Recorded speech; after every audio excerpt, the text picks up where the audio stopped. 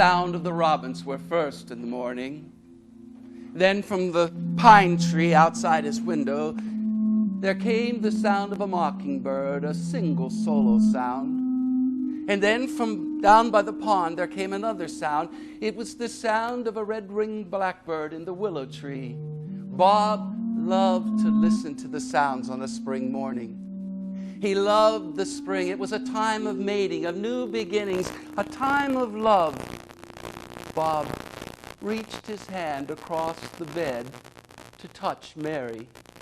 He reached his hands across the bed, but as he reached the other side, he pulled his hand back. Why, Mary was gone. Mary had died 2 months before. He had buried her on the 1st of March in the rain and snow. The thought of the loss of Mary all of a sudden made him feel a pain in his heart that squeezed together, and he could not stand it. He quickly rolled out of bed and onto his feet and made his way down the hall. He went to the bathroom and then down the back hallway to the stairs that led to the kitchen. In the kitchen, he stopped and picked up his mat. He opened up the back door and went out onto the patio. There, the morning sunlight was just starting to come across the stones. He put his mat down and stretched his body, exercising his neck and his arms and his legs. And finally, he settled on his mat, and he closed his eyes, and he started to exercise his mind. He listened to the sounds. There was the sound of 2 crows down in the wild cherry trees down by the road. There he could pick up a sound closer. It was the sound of a bumblebee, yes, there in the azalea bush, not more than 3 feet from his head. Bob listened to the sounds, and then all of a sudden, that dam that he had built up across his heart broke loose. Bob, all of a sudden, his mind reached out and he thought again, Mary, Mary, Mary, why did you have to leave me? Why did you have to go? You are my life. You are my light. You tell me when it's Monday. You remember the facts of our lives. I can't live. I can't live without you, Mary. I can't. Bob couldn't stand it. He couldn't stay seated. He had to get up now. And so he put his mat under his arm and went back into the house. Bob made his way back into the kitchen and reached over and turned on the radio. He found that he needed distractions now. Listening to the talk shows, a sports talk show, it was already baseball season. The Phillies were 3 games out of first place already. They were talking about a new manager. He listened for a few minutes while he made the coffee, and then he went upstairs and brushed his teeth and put on his clothes. Now, for most people, when you're in that suffering pain of losing someone, there is a balm, there is a salve that you spread over your heart every day when you go to work. You can go out into the world and you can work as a teacher, you can work as a carpenter, you can work selling shoes, and you forget about the pain. But Bob didn't have that choice. He worked at home. That morning, he made his way up the stairs and down the hallway to his workroom. It was a place where he wrote stories that were sold and some were performed. He went into his room and stood there looking about. On the far wall, you could see it was covered with books. To the right, there was a window, and there by the window was a desk with a computer, and to the left-hand side, there was another window, and there was an old chair, an old leather recliner chair where Bob loved to sit and to think. In fact, that was where he did most of his work. He walked over and turned on the computer. He was working on a story. It was for a planetarium. It was a story about the phases of the moon. It was a story about a girl that went down into the underworld of the dead to bring the moon back to life. The girl had to have some form of help, some like mistletoe. Mistletoe, it's green. It represents in mythology life. Yes, there's mistletoe there. It had to be in the story. Bob All of a sudden, he stopped. The pain started to break through again. As he felt it, all of a sudden, he stopped. And he pulled back and said, "Mary, Mary, how can I live without you? You were always the one who had the answers, the practical one. I can remember when our son was sick and you were at work one night. He couldn't breathe. I called you and you said, take him into the bathroom, turn on the shower, and the steam will bring him back." And it worked. It worked exactly like you said. And then the pain came. And you still use that sense of discipline and organization. I wanted to help you. I wanted to reach out to you, Mary. I wanted to wipe the sweat from your brow. But you wouldn't listen. You did everything yourself. All of a sudden, Bob rocked back on his chair. There was a sound, a voice. There was someone in the room. He opened his eyes and looked. And there by the window, there stood Mary.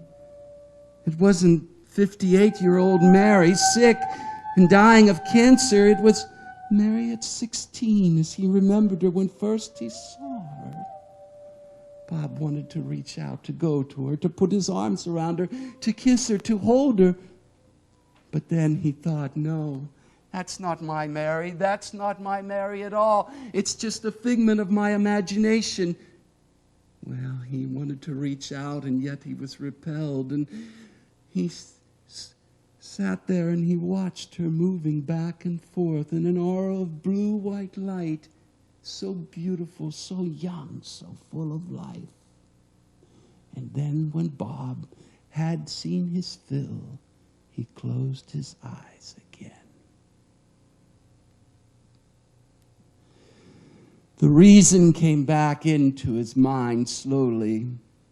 He knew that out there on the other side of his eye wall was not the real Mary. It was just part of his own grief, part of his own pain and suffering. Yes, he would open his eyes and she would be gone. And he did. And she was. Bob looked around, trying to bring his senses back. There was something strange. He looked around and he could see the sunlight coming through the window. Why, it wasn't early morning light anymore. Why, he turned and looked, and there on the clock he could see it was almost 9:45. Like 3 hours had passed.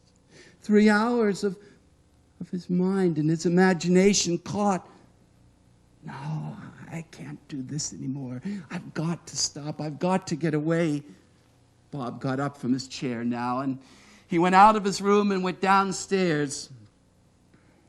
He stood in the kitchen and looked around and thought, what could he do? He might go out and work in the rose bushes, but those were Mary's rose bushes. He would just spend the time thinking of her. Perhaps the bicycle. He could go riding for a couple of hours. It would exercise his mind, but it wouldn't take away the thoughts. And then Bob thought something that he loved most to do in the world. Those things that we have that are special little treats for ourselves. And for Bob, it was to leave his house, the stone farmhouse that he had lived with Mary for almost 40 years. And he would go over to Princeton, to the bookstore. He always loved that bookstore. To go down to the basement there at the left as you go down the stairs. There were the 4 tables where they put out the books that were on sale. Bob could never resist a book on sale. Yes, that's what he wanted to do. That would take his mind away. And so Bob quickly turned and picked up the keys and went out to the old Volkswagen and started down the driveway. He turned the radio on again, and it was that talk show. They were talking again about the Phillies, talking about the Phillies and the 10 greatest hitters that had ever played. I didn't want to listen to that. He turned the station. It was public radio, and they were talking about another subject he didn't want to listen to. He turned another one, and finally he picked up some music, and he held that music and listened to it until he arrived. He got out of the car and went through the parking lot and into the bookstore, and down the stairs he made his way. He went over to the left. Now, when Bob went to look for books, he didn't follow any organization. He liked to just look at the color and then read sometimes the subject, the title of the book.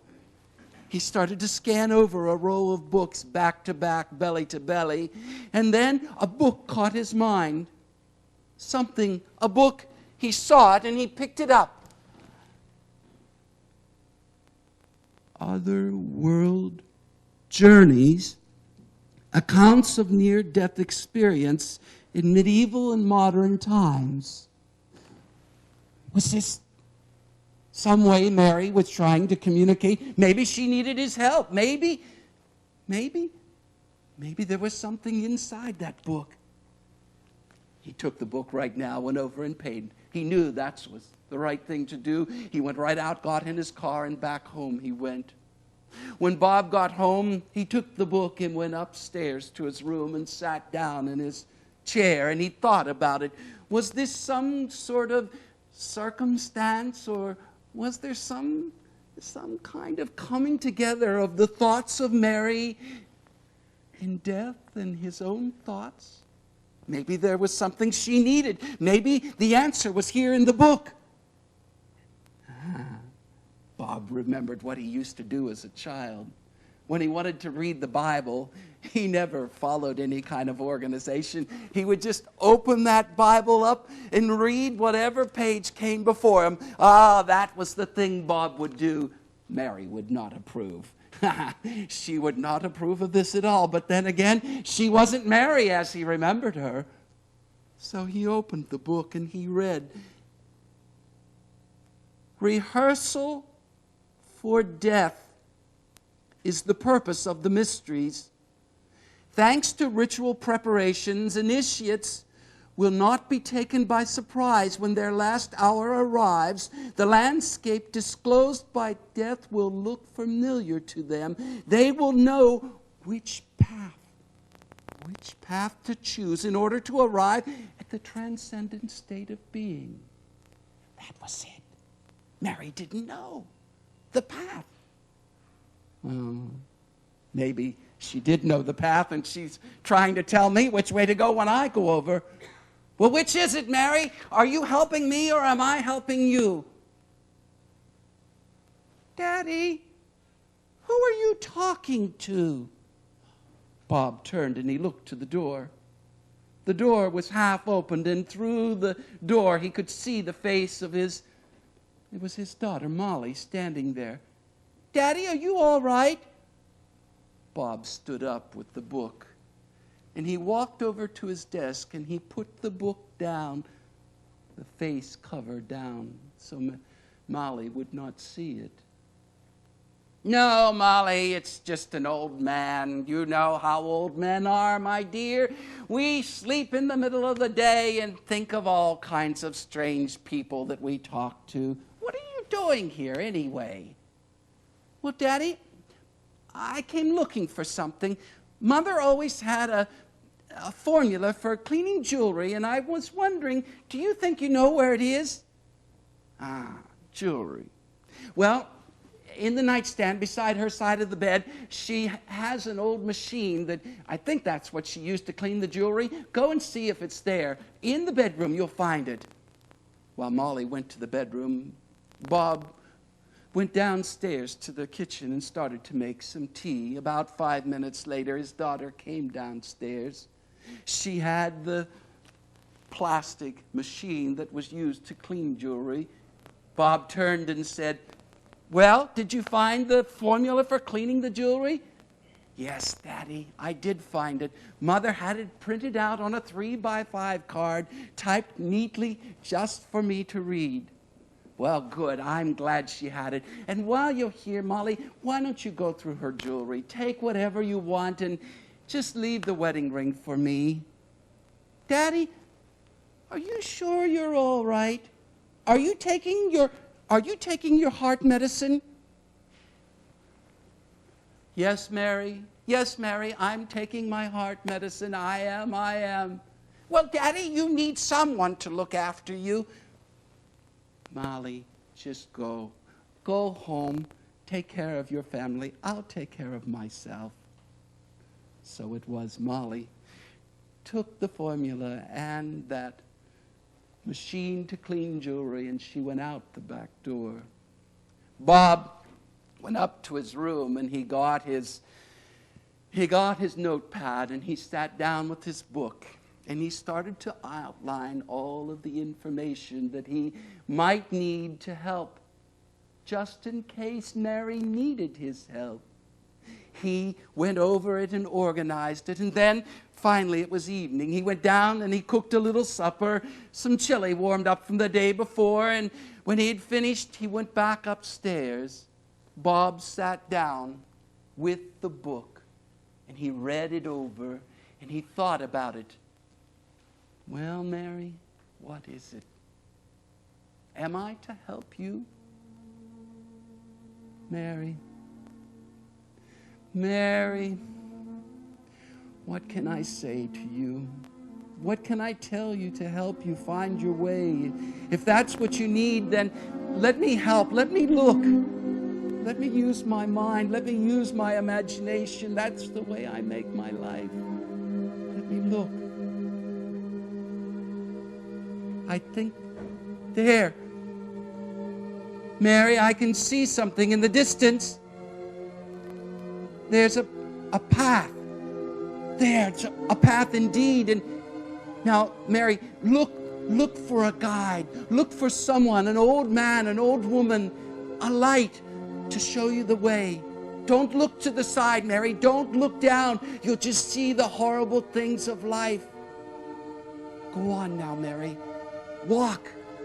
Walk ahead. That evil thing you see in front of you, Mary, and that is nothing but yourself. You have to walk through it. Go through it. There, Mary, I can see it now. There's a bridge. There, hurry. Hurry to the bridge and go across. Go over to the other side. There, Mary. There, your foot is on it. It'll hold you. Go. Go. Go. Go. Go. Go. Lord Jesus Christ, Lord, help me. Have mercy upon my soul. Forgive my sins. Lord Jesus Christ.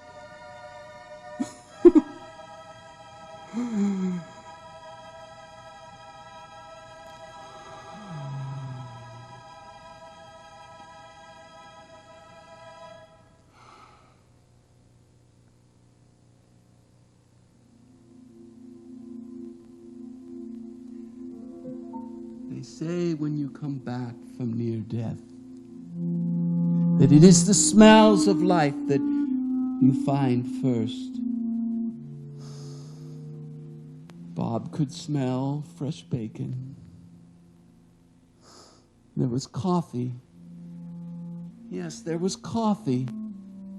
There was coffee, and it was Mary. She was down there. She was making breakfast. Yes, it was. And the children, he could hear the children playing. Yes, indeed. Bob stood up and he went over to the door and he went out and down the hallway, and there he stopped. No, it's not Mary. It's not Mary. It's Molly. Bob listened for a moment, and now he could hear the birds. Could hear the mockingbird in the tree, and he went down the stairs.